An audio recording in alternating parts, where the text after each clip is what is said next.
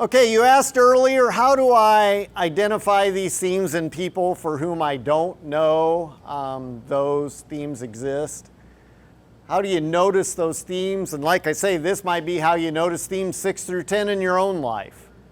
Or it might be, how do I notice themes in others around me?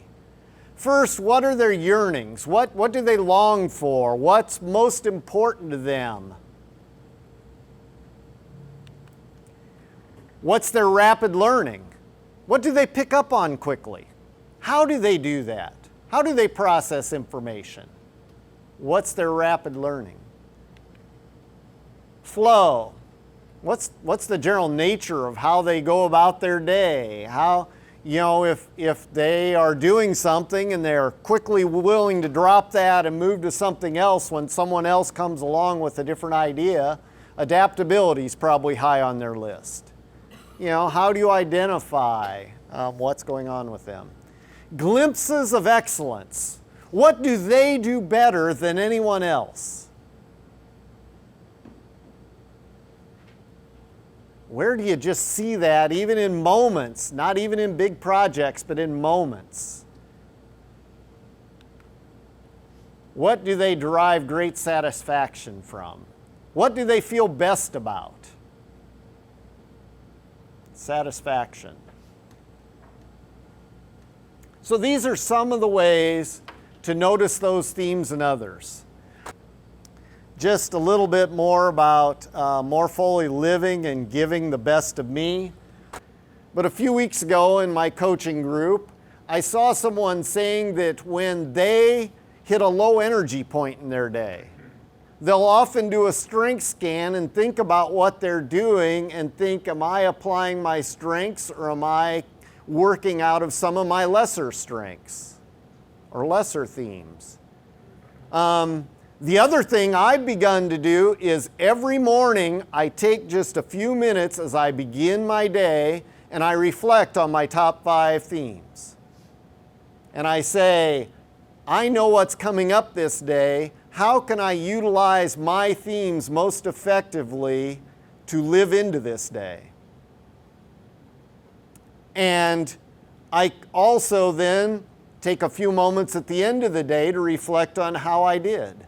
I talked earlier about my process of reflecting regularly on my dominant themes or my signature themes.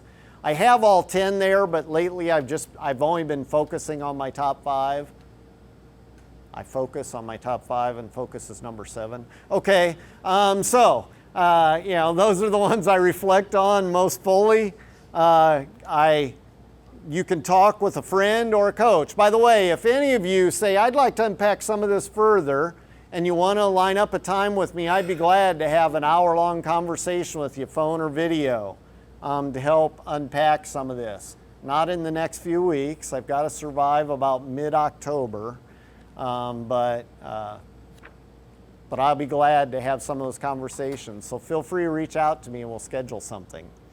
Or talk to your covenant group or others who are close to you.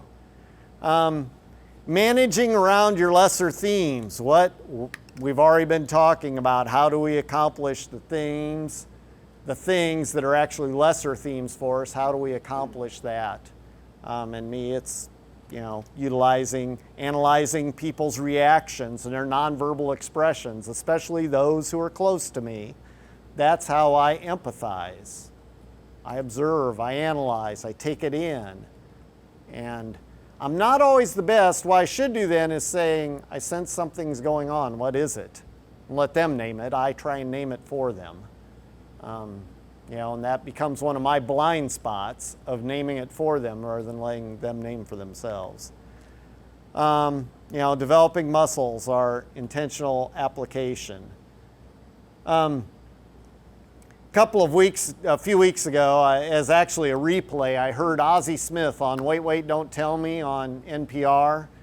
And he said, what you do with a gift is you try to share it with as many people as you possibly can. Never take anything for granted.